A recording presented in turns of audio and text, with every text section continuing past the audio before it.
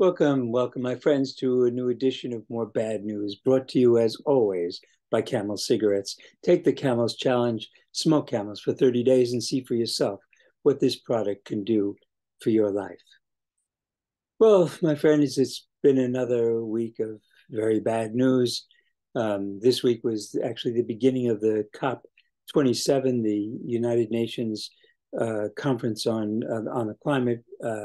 This one taking place in Egypt, and beginning with opening speeches by Antonio Guterres and Al Gore, two of my favorite people, and devastating summaries of the situation in the world.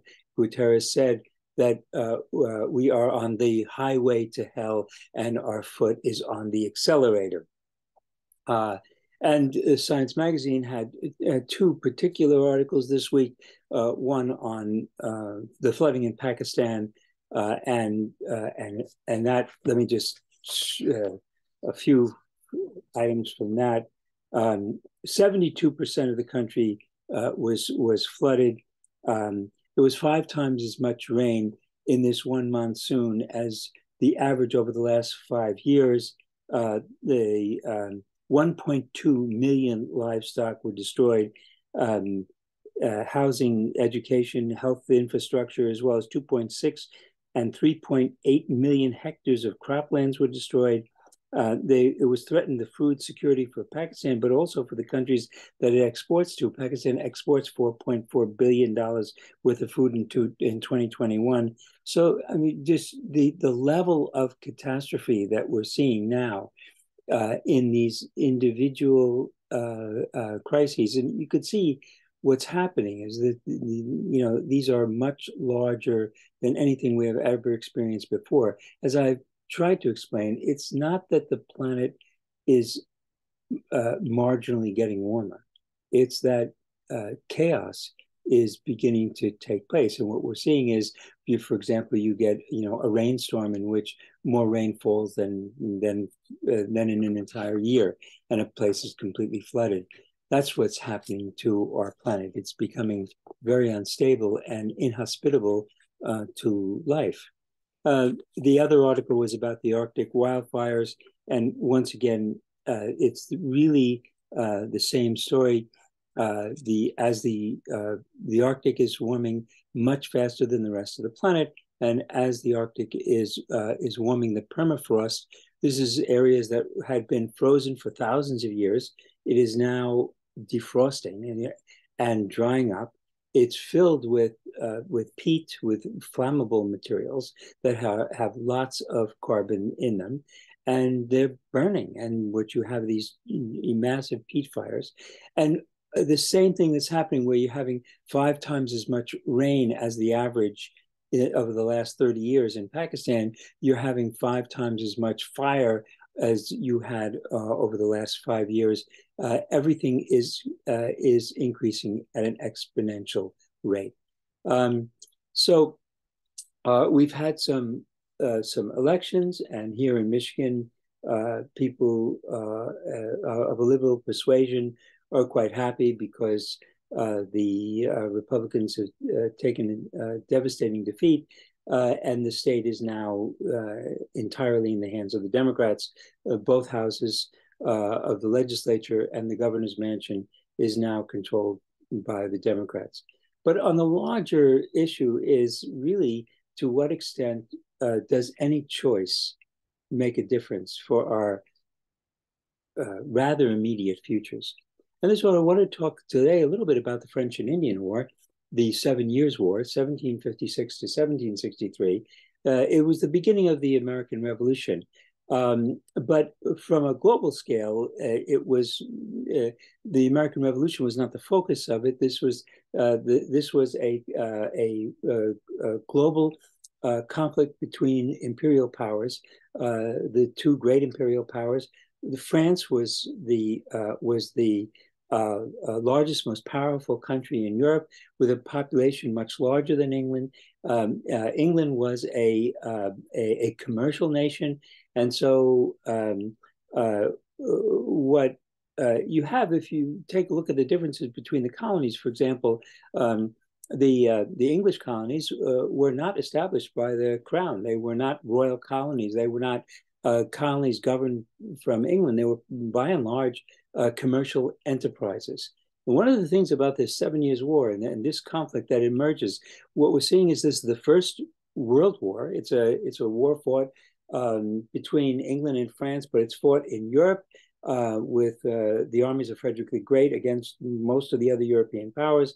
It's fought in India, and in India, the conflict is led by two corporations, the French East India Corporation and the British East India Corporation. And Robert Clive, the head of the British East India Corporation, will lead the military campaign, which will eventually lead to Britain's control of the subcontinent. Here in America, it was also a conflict between corporations. The Hudson Bay Corporation, which was a British fur trading corporation, was actively engaged in a conflict with the French fur traders. And the American colonies, as I've said before, were themselves corporate ventures. So in one sense, what we're seeing here is the beginnings of this transformation from a world in which nation states govern and control the politics of the world to a place where we are now, where really it is corporations which control in a very chaotic way the destinies of peoples. So the French and Indian War is also called the 7 Years' War because it lasted from 1754 to 1763, a period of 9 years.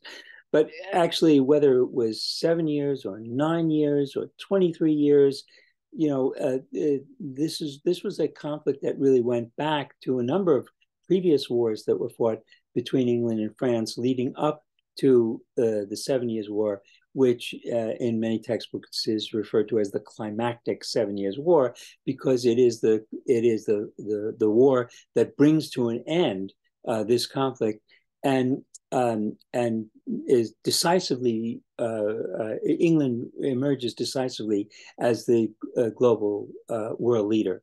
But it's interesting to look at this. England and France were fighting for control of the North American continent. It was incredible, valuable colonial property. And they had fought since 1688. That they had been fighting over this territory and over global hegemony. And now in 1763, the British emerge triumphant, and they drive the French out of North America, take over Canada. There are no more French. The British, celebrate their great victory. Now they control the North American continent. It's the year 1763, and they will control it until 1776. In other words, this final triumph of the British over the French is really the end of British control of North America. After all of this fighting, who would end up controlling the Americas? Well, neither the French nor the British. They fought and bled and spent enormous amounts of wealth, and then in the end, neither of them became got the prize. This is something that's repeated over and over again in these imperial wars between the great European imperial powers. One way to look at this is that the Europeans have been making war against themselves ever since they gained global hegemony, and World War I and World War II all were wars in which the Western civilization was making war upon itself, and moving in a direction where no one would really end up triumphant. So the French and Indian War begins in 1754, actually, with our own George Washington. The the um, American colonists were interested in moving into the Ohio Valley, and once again, a corporation was formed, the Ohio Corporation, and George Washington was a big stockholder in the Ohio Corporation. He was sent back there in order to get the French off out of the frontier, and they were building a series of fortifications in order to prevent the British from moving into their trade routes. The situation was that by 1760, the British had 1.4 million colonists in the New World, and the French had about 60, 70,000, so that it was really a lopsided settlement. But the French had the loyalty of most of the Indian tribes, and for that very reason, the French were not 1.4 million. The French were coming basically as traders. They weren't settling. The English were coming as whole families, and they were taking over territory. They were cutting down trees and setting up plantations and driving Indians out. The French were coming in much smaller populations, working with tribes and basically trade, so that the tribes saw their interests as allied with the French. Nevertheless, the Iroquois Confederacy, which was about 250,000. It was people in the 1770s in New York, Pennsylvania, and Canada. Huge and powerful tribe, and they were basically allied with the British. Although in all of these conflicts, you had for the Native Americans, you had a choice. They could in the French and Indian War, they could ally themselves with the French, they could ally themselves with the British, or they could try to remain neutral. And in the French and Indian War, the results of the war were that it really didn't matter. The tribes that allied themselves with the French, the tribes that allied themselves with the English, the tribes that remained neutral, they all were devastated by the 7 Years' War and the elimination of the imperial power conflict. The Indians were much better off when you had the French and the British at each other's throats, and you could play them off against one another. Once the French had been driven out, all of the tribes would suffer. Then came the American Revolution, and the tribes had the same choice. They could ally themselves with the British, they could ally themselves with the Americans, or they could try to remain neutral. And once again, it really did not matter what choice they made. Their destiny was basically going to be the same, regardless of the choices that they made. So what happens is that you have a situation in which a tsunami is headed in your direction, and you're having an election, and the election is not going to affect the results of the tsunami. So here we are focusing on the immediate, and I think there's good reason to focus on the immediate and to do everything you can to ameliorate the deterioration in our situation. But the idea that we somehow have our destiny in our hands, I think, is something that we're going to have to come to the realization that this is not the reality. The reality is that we have but a short time left, and how you adjust to this is something new. I mean, the idea that our civilization is coming to an end and that our species is facing extinction in a fairly short amount of time is something really new in terms of how do you process that?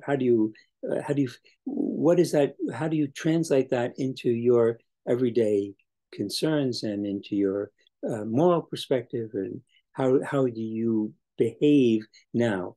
For me, one of the changes has been just worrying about my archives. I used to really be concerned about the future of my archives. I have an entire collection, lifetime's collection, and now I'm at ease. It's fine. I'm going to sit here with my collection and do these shows with you and try to keep you entertained a little bit. I want to get you from one week to the next. And I've been trying to think of how to end the show. And one of the things I think, I might want to do is just remind you again, take the Camels Challenge. I'll see you next week. Smoke camels from now till next week. And we'll see how much better your life will be.